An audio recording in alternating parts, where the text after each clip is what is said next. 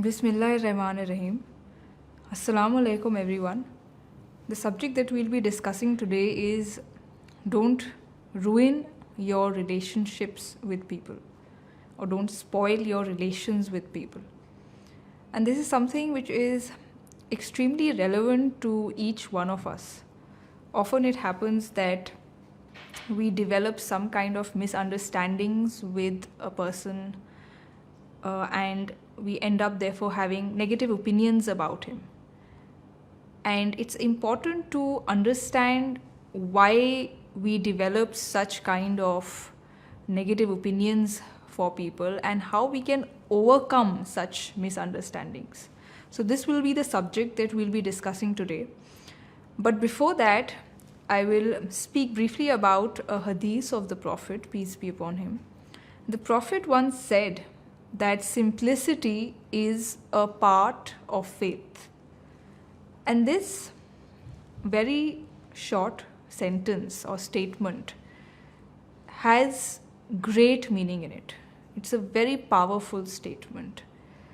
We have to understand how simplicity is a part of faith, or how does simplicity help us in increasing or strengthening our faith. So one reason is that when we adopt a simple lifestyle, we are actually doing something very important. And that is, we are cutting down all of our distractions. And not only that, we're not only doing something at a material level, we're also doing something at the intellectual or psychological level. And that is, we are removing or eliminating all kinds of irrelevant thoughts and irrelevant ideas from our mind. We stop thinking about irrelevant and unnecessary issues which waste our time. So our focus is more on the deeper realities of life. We would be more concerned not about our outward external appearance. We'd be more interested in trying to find answers to questions about our life, fundamental questions about our existence, our purpose, and the life after death. These are issues which would concern us far more than simply talking about irrelevant issues, gossiping, or wasting time in beautifying our appearance. So this is how simplicity becomes a part of faith. Simplicity makes you focus on matters and issues of importance and takes you away from things which are superficial and artificial. So this is why simplicity is a part of faith. Now moving on to the topic for today, which is how to not ruin our relations with people, not spoil our relationships. And we have to understand that it happens in a very it's a very general occurrence that people often develop bitterness in their relationships with people. And it is not only a husband-wife relation, but any kind of relationship we see on a very regular basis that people spoil their relationships. They become bitter for each other. They become estranged. Now, one of the very important reasons for developing such relationships, for spoiling relationships, is misunderstanding. Misunderstanding is a very important cause, a very important reason why relationships go sour. And a very important cause of misunderstanding is that people tend to believe in everything that they hear or they believe in every kind of information that they receive about someone. This is a major cause of misunderstanding. And the question arises, how does this become a major cause for misunderstanding? And the reason is that when somebody tells you something about another person, then in majority of the cases, that person who's telling you something about someone else, he won't tell you in an exact manner. His reporting would be partial or selective. He would report to you his understanding in a very incomplete manner. So it is this incomplete reporting or selective reporting which leads to misunderstanding. And there is a very illustrative example from the life of the Prophet.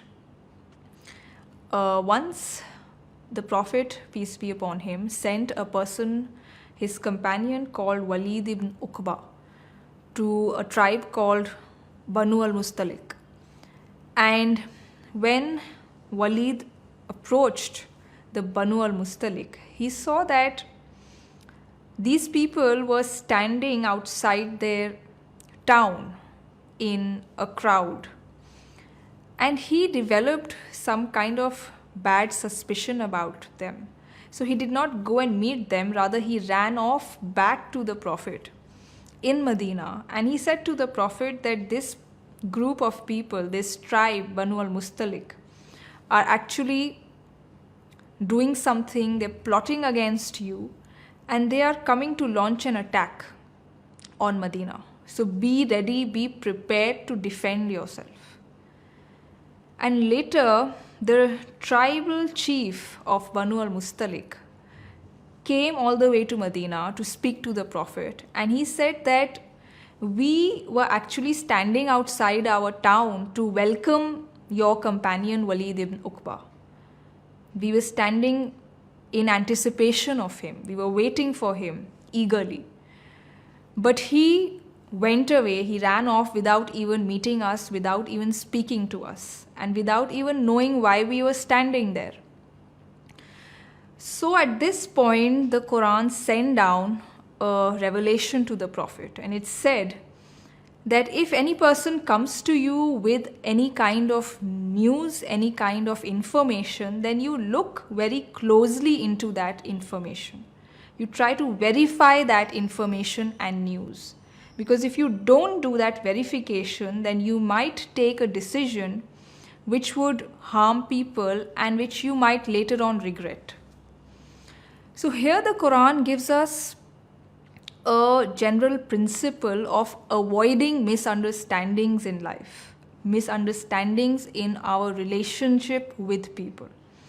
And that is, when we hear something about someone, when we receive some information about a person, then we must always scrutinize that information. We should investigate into it very deeply.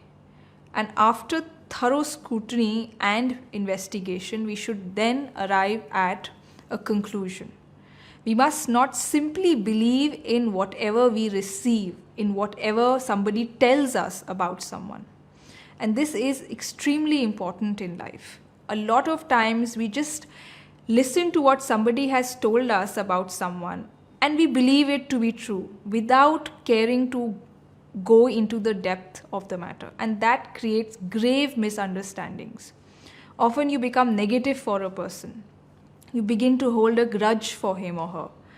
And you remain bitter with him for the rest of your life, only or purely because of some misinformation, misunderstanding. So for example, consider that a Muslim comes to me and he says to me that I did not receive a job or an entry in a certain organization or a company. And the reason for it, according to this person, is that that company or organization is biased against Muslims. It discriminates against Muslims, and this is why he could not have a post in that organization. Now, if I am a person who just listens to what someone has told me about something, about an organization, and I believe it as it is, then I would also end up having the same opinion as that person. I would believe, yes, this organization is biased against Muslims. This organization discriminates against Muslims. However, if I scrutinize into the matter, if I verify what I have received from this person, verify the information, I might get to know that probably he did not receive an entry into that organization because he was not worthy of it. He was not competent for the job. He did not prove himself worthy for a post, and this is why he was denied a job. So it is extremely important for us to look carefully, verify, ascertain whatever we receive from people, from the world around, and not simply base our opinions, our conclusions on hearsay, on superficial information. We must develop the habit of looking deeply into matters, scrutinizing before believing, rather than blindly believing in something. That is an attitude which the Quran wants us all to develop. So this is what I had to say for today, and now we can take questions. The first question is from Miss Sana Sheikh. How can we remove misunderstandings in husband and wife relations? Often there are a lot of misunderstandings in married life. Husband and wife develop some or the other kind of misunderstanding for one another, and their married life becomes very bitter. Now, one very important reason which I have discovered about misunderstandings in married life is when one person in a marriage or in a married relationship ends up seeing one aspect, a single aspect of the personality of his or her spouse, and based on that single observation or that single incident, they form a general opinion of that person's personality, entire personality. So, for example, a wife may notice something in a husband, and based on that one incident, based on that one behavior, or based on that one personality trait, she may infer that her husband is like this. She may form a sweeping generalization about her husband based on one particular incident, based on one particular behavior which she has noticed in her husband. So this is noticing something particular, having a single observation, but making a general conclusion based on that single observation. So this is something which we often see in husband-wife relationship. So for example, it could be possible that in a married relationship, a wife sees or a wife notices that her husband is not so interested in shopping or entertainment. And based on that, based on this one observation, she can form a general conclusion that my husband is not interested in our marriage. But this generalization would be very wrong. It would be a misunderstanding, because it could be possible that her husband is actually saving money for their future life together, and this is why he is not spending or overspending in shopping and entertainment or in outing. So we have to understand these misunderstandings often creep in our relationships, and we have to be very cautious about them. And this is also true as far as the husband is concerned. So for example, A husband might notice that his wife, who is also a working woman, is not giving a lot of time to their children. So based on this one incident, one observation, he might conclude that my wife is not very serious about our children. But this would be a wrong conclusion. It would be a misunderstanding, because he should understand that she is a working wife, a working mother, and therefore she has to juggle two responsibilities. She has to manage her home, her children, and also her work responsibilities.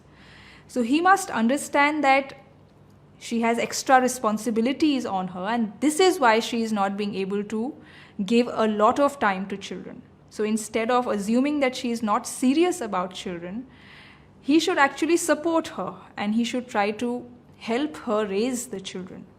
Try to compensate for the time that she is not being able to give to the children. So this is an extremely important point which we have to understand in husband-wife relations. And even the Prophet Muhammad, peace be upon him, hinted at this. He said that if a husband notices something about his wife which he dislikes, which he is not pleased with, then he must think about another trait of hers, another aspect of hers which pleases him, which he likes. And the same holds true for the wife. If she notices anything in a husband which she dislikes, then she should also focus on something in him which she likes, which she appreciates. So don't form an opinion about your spouse, your husband or wife based on one incident, one personality trait, or one particular negative observation that you have had of him or her. Based on one negative observation, don't try to develop a misunderstanding thinking that he is a negative person. There are several other positives of his, and try to focus on them as well. This question is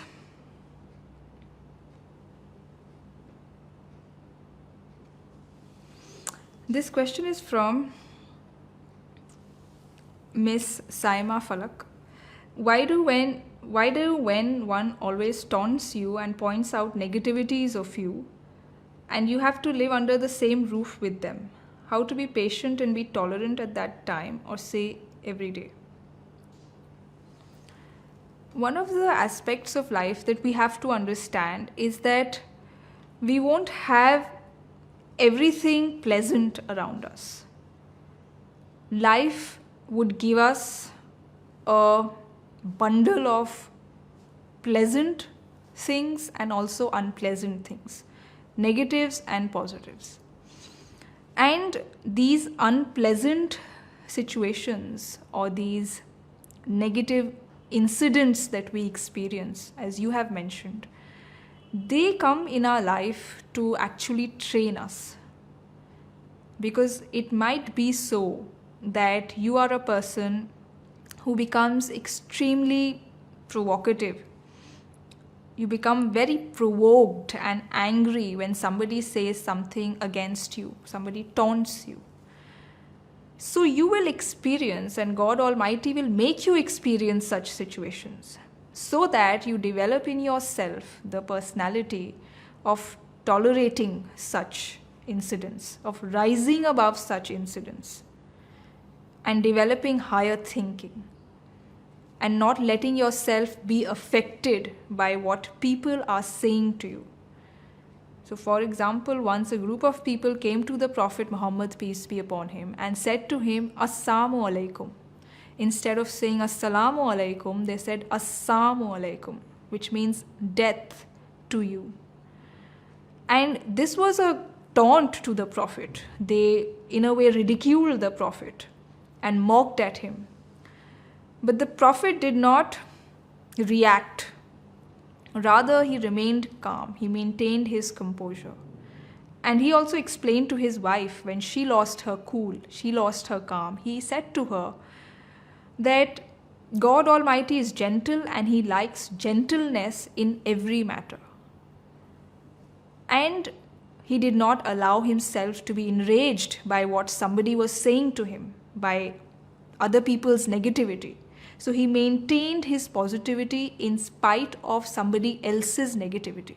So this is why negative experiences come to us in life. They come to train us to not let ourselves succumb to negativity, to develop a personality that can rise above negativity. Because if you are positive in a positive situation, that doesn't mean that you have achieved anything. Everybody will be positive if everything around them is happening properly, according to their desires. But if something happens against your desire, something which is hurtful or hateful for you, if that happens and you still train yourself, discipline your character, your mind to not react, then you can claim to be a person who has trained himself for paradise. And you are a person who has developed high thinking. So the Prophet Muhammad, peace be upon him, for example, has said that a strong man is not someone who fights with his opponent and defeats him physically. A strong person is one who controls his anger when someone says something wrong and bad to him. So you see, Islam wants us to be strong personality. It wants us to develop in ourselves strong nature, strong character. And that cannot be developed if you have all ease and comfort around you. It can be developed only when something very shocking to your mind happens and still you maintain your calm. You train yourself to maintain your composure. So this personality development is actually the price for paradise.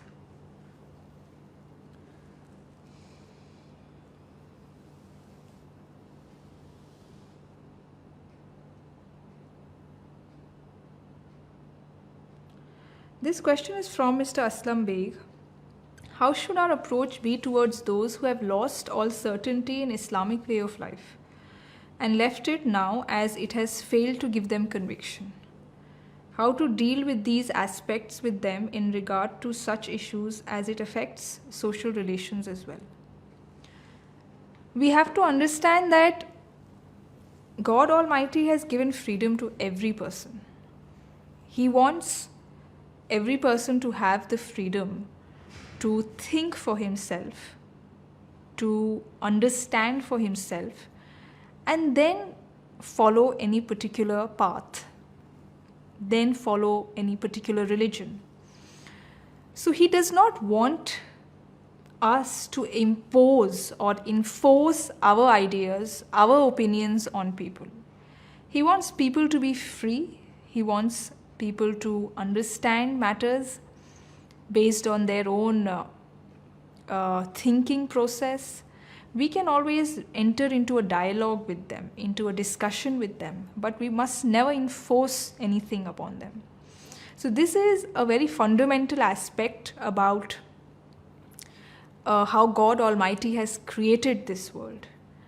And this helps us understand that if we come across a person who does not share with us the same beliefs as we have, he may be a person who had similar beliefs as we have, but now he has left that path. He disagrees with us. He considers us to be on the wrong path. So we must not break our relations with that person. We must not cut off our ties with him. Rather, we must deal with him in a humane way. We must deal with him as if he is another human being and he is entitled to his difference of opinion. We should not try to behave with him as if he has become an infidel, as if he's become a non-believer. He's become what we generally call a kafir. We should not have such opinions of people. We must never break our relations with people based on what they think about Islam. Rather, if somebody differs with us on our beliefs, differs with us on our ideas about religion, then that person gives us a great opportunity to actually enter into a dialogue, enter into a discussion. We should find out what is it about religion that does not convince him, does not satisfy him. And we should then try to ask this question to ourselves. Can we really answer this question? Has this question come to me? Why has this question not come to me? Or if this question has not come to me, it means that I have an answer. And then try to explain to that person rationally and compassionately what you believe in, what you think about religion. So differences with people on Islam, on religion, on God should not be the basis of cutting off our relations with them. It should rather be an invitation to actually enter into more discussion with them, because through them we can get more ideas, we can have fresh perspective. It might help us to review our understanding and strengthen our conviction in religion. So this is how we have to look at the matter.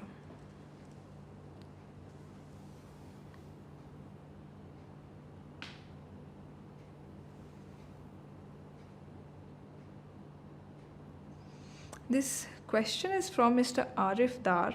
How can a person restrict himself from doing the things that are costing us our peace of mind continuously?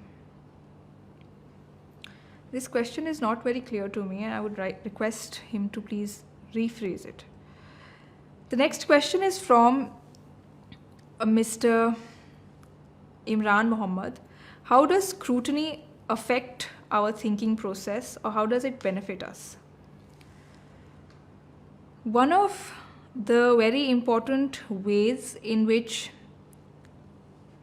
developing the attitude of scrutinizing information that you're receiving and investigating into it is that it helps in developing a rational way of thinking, a very scientific way of approaching matters.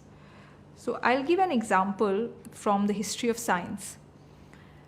Once, rather in the 17th century, the Italian astronomer Galileo made some observations of the night sky through a telescope, and he discovered something extremely unique as far as that particular age was concerned.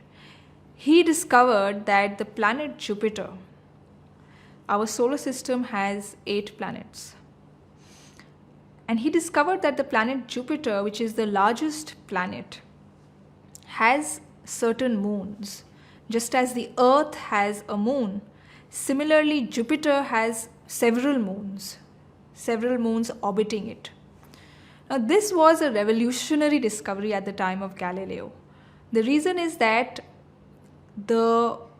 this discovery helped him understand that Earth was not at the center of the solar system. It was earlier believed that Earth is the center of the solar system and all other planets are revolving around the Earth. So Galileo discovered that actually the sun was at the center of the solar system and other planets were revolving around the sun. And several moons also revolved around different planets. So basically he laid the foundations for the heliocentric theory, which says that the sun is at the center of the solar system. But the theory that was prevalent, or the idea that was prevalent at that time, was the geocentric model of the solar system, which stated that the Earth, our planet, is at the center of the solar system and everything else revolves around the Earth. So Galileo's ideas were rejected at that time because the church and the educated people of his time believed that the Earth is the most important part of the universe, so every object should actually rotate and revolve around the Earth. And therefore they discarded his idea, although his idea was correct, and he was forced to disown his own ideas. He was even imprisoned and made to go back on his ideas, abandon his ideas. So we realize that although Galileo was right, people at that time did not believe in him. And why did they not believe in him? It was because they did not scrutinize properly his ideas. They did not scrutinize their beliefs, their wrong notions.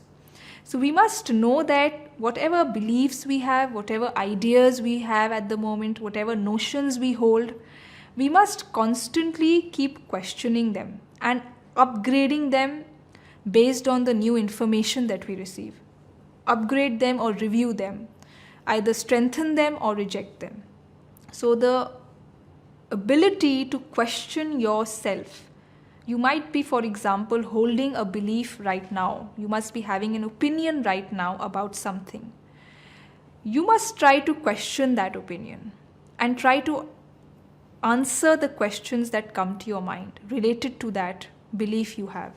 This will help your thinking process very rational. And your beliefs would not be blind beliefs. You will arrive at your beliefs through a process of reasoning, logical argumentation. And this is the most scientific process of having or arriving at an opinion. So this is how scrutiny and investigation into a matter, looking deeply, studying its aspects, various aspects, helps in actually benefiting us. It actually helps us. It benefits us because it makes our mindset more scientific. It gives us or imparts to us a scientific temper.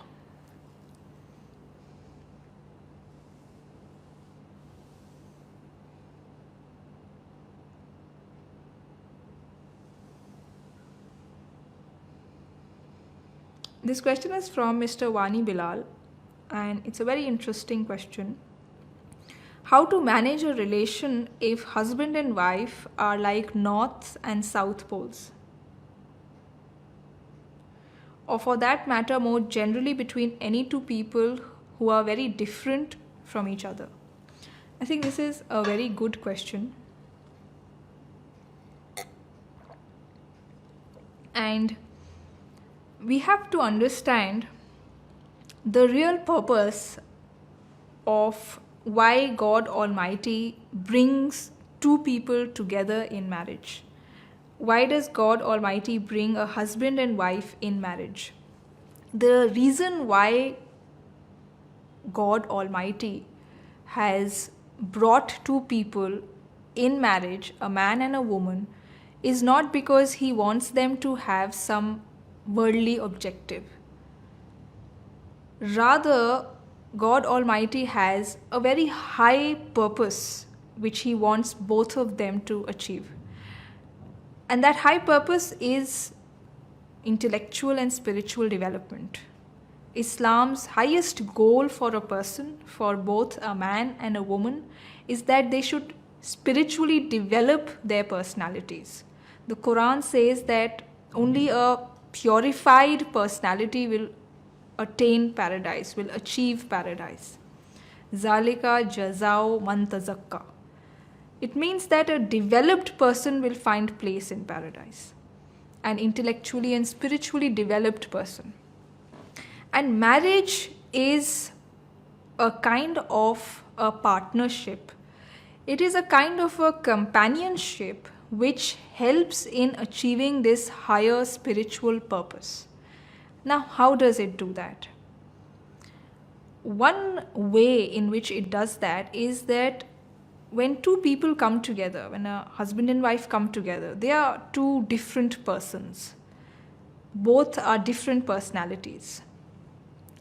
And this difference, as you said, what to do if husband and wife are like north and south pole, this difference is actually the asset of their marriage.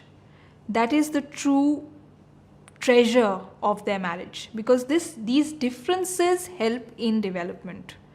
You know that if everyone thinks alike, no one thinks very much. If your spouse thinks differently from you, then that person will be someone who might critique you often. He will offer a very different opinion from the opinion you have. He or she may have a different perspective on a subject as you have. And these differences will help in discussion. They will help in exchange. And as a result, both will benefit from the differences. Both will benefit from the exchange that arises out of the difference. So this is a great benefit that marriage offers to us. So if your spouse is different from you, he's not exactly compatible with you on every front, that is a boon for you. It's an advantage for you. It's a blessing that God Almighty has given you. Because if you have a spouse who's just as you are, there'll be no development. You might do something and he will or she will just agree with it. He or she will not critique you. So for example, in my marriage, I used to earlier become angry when my husband said something different from what I believed in.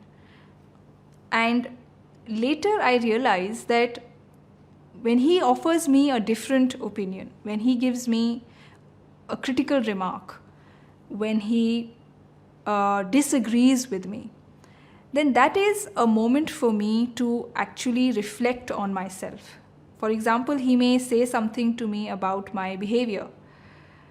He may not agree with my behavior. So I should not get angry. That's a moment for me, a very special moment for me. His criticism would be very special because I would, through his criticism, be able to reform myself and therefore change those aspects of my life which are not proper. So my spouse, my husband, will be actually helping in my spiritual development, in my spiritual growth. So don't think that the differences that you have with your husband or wife, the differences that you have with your partner are bad. They are the biggest blessings that you have. We see that all kinds of development that this world has seen have come from differences, have arisen because two people thought differently. When two people think differently, then a third thing emerges after they differ with each other. It's a new idea, a new perspective. They begin to understand something which, a first person thought in a certain way, the second person thought in another way. When they both meet together, they come to know each other's perspective and therefore they develop a new idea. They understand a new way of thinking. So differences are the biggest blessing that we have in life. If everybody around us is same, if my partner is just as I am, then our relationship would be a dull relationship. We won't be able to benefit or learn from each other. But disagreements between us actually help us in learning from each other, in improving ourselves, in benefiting from each other.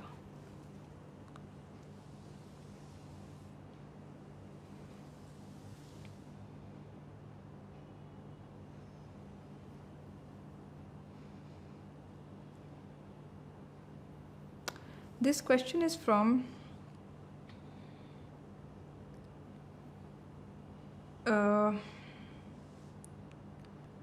this is a question from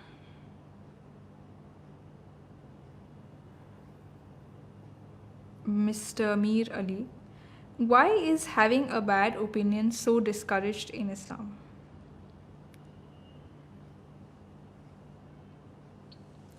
The reason why having a bad opinion about someone is so discouraged in Islam is because if you have a good opinion about someone, you won't be blamed for it.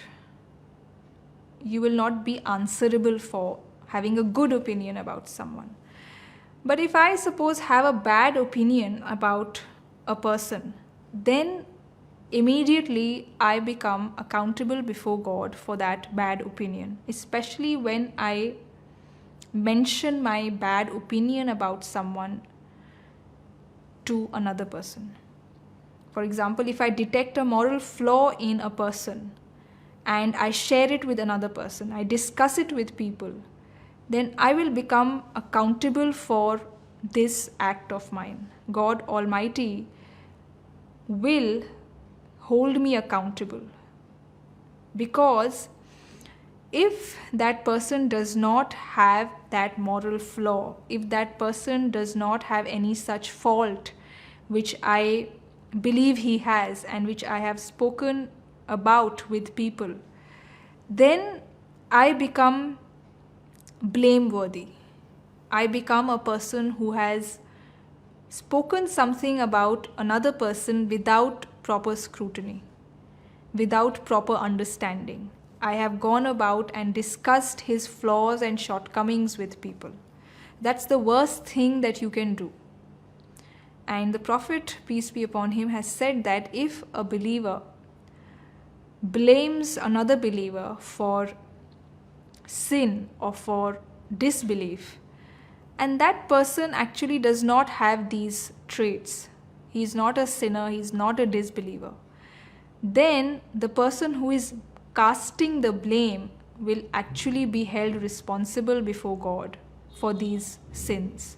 He will be held blameworthy before God as a sinner and a disbeliever.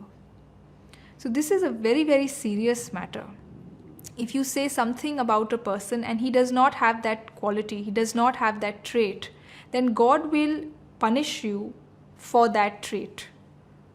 God will punish you for that sin, because you did something which was very wrong. So we have to understand that holding good opinions about a person does not make us answerable. We can have good opinions about a person, it is not wrong, but having a bad opinion which is false makes us immediately accountable before God Almighty. This is why having bad opinions is so highly discouraged in Islam, and the Quran also says that believers, save yourself from suspicion, because much of suspicion is sin, is falsehood. So this is a question from Mr. Sheikh Imtiaz and Mr. Amin Kamil. How to balance between mother and wife when they are not good to each other? It often happens that between a mother and a daughter-in-law, there are differences, there are problems. But the way a husband can manage such problems is by understanding that there will be differences between his wife and his mother. There will definitely be differences, there will definitely be disagreements.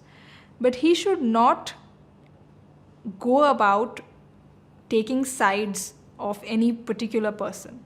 He should behave in a very non-biased and non-partisan way. And that is the best way of dealing with differences. If you take the side of one person, the other person will be angry. And the same happens if you take your wife's side, your mother will be angry. If you take your mother's side, your wife will be angry. So the best is, the most practical thing to do when there are disagreements between your wife and your mother is to become totally non-partisan, to become absolutely a person who does not take sides, who is just unbiased in that matter. So this is the most practical way out as far as this matter is concerned.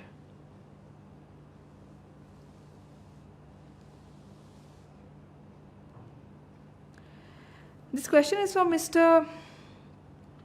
Rais Mir. I think you are contextualizing the wrong things. So to change, as if husband and wife are poles apart in every aspect, then they should leave the knot and may get divorced. We all know that Islam allows for divorce, and the Prophet, peace be upon him, has said that divorce is the most abhorrent lawful thing in Islam, in the sense that God Almighty has allowed for divorce, but in his eyes it is something which is most displeasing. The reason is that often you see husband and wife, they develop differences over very minor issues, which can be managed, where adjustment can help in bridging the relationship. So making those minor issues a cause for divorce is extremely displeasing to God. And we should understand that it is not only a matter of husband and wife where there are differences. Even outside, in your work life, for example, you must be having tremendous differences with your boss, with your colleagues. So what do you do there? Do you just leave the organization? Because if you leave the organization and go to another organization, you will again have similar disagreements with the people around you. So will you keep leaving those organizations? It will be a very impractical thing to do. So the same principle which you adopt in your work life, you have to adopt in your married life. You do adjust with your boss and your colleagues in spite of severe differences with them. So do adjust with your spouse when it comes to differences. However, when the difference becomes irreconcilable, when it's something which cannot be compromised upon, we all know Islam has allowed for divorce. But we should also know at the same time that many differences are manageable. Many differences arise due to misunderstanding, and as far as the particular subject that we're discussing today, we're talking about those differences which arise on account of misunderstandings. Many differences are due to this reason, and they can really be eliminated. I myself, in my married life, I have seen that I develop differences with my husband based on some misunderstanding. And when I clear that misunderstanding in my mind, I see that our relationship improves completely, considerably. But if I remain stuck on that misunderstanding, our relationship worsens. So it's a matter of management of differences, management of misunderstandings. Based on one misunderstanding, if I cut off my relations with my husband, if I cut off my marital bond with my husband, then I will feel that there are so many other positives that our relationship gives me. I will lose all those positives as well. So we should know that in life we get both pleasant and unpleasant together. If we focus too much on the unpleasant, we will miss out on the pleasant that we are receiving. So we have to have that attitude as well.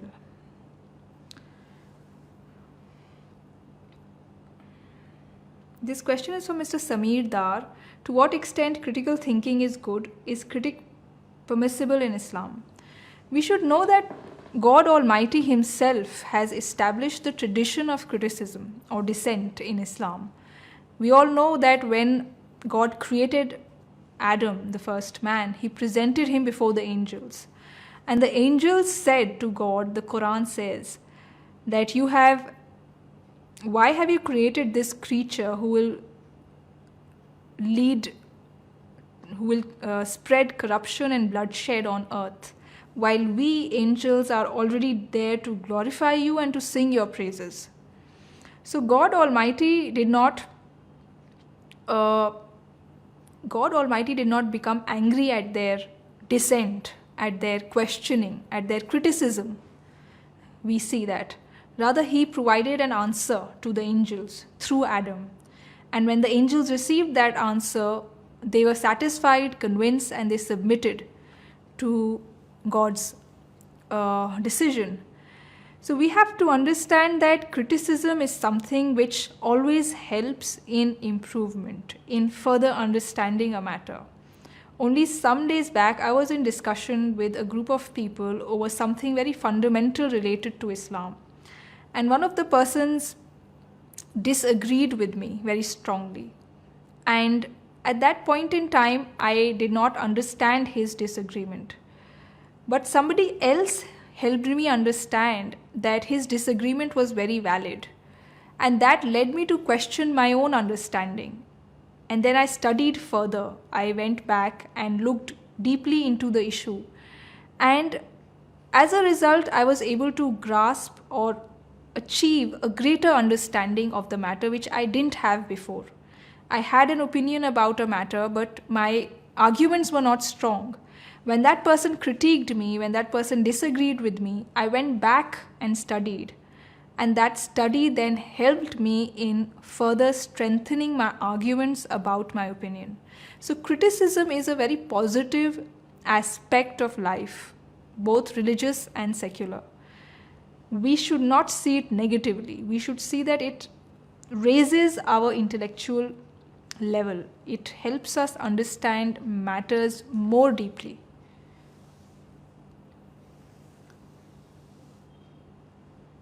This was the last question for today, and I will answer the other questions later on.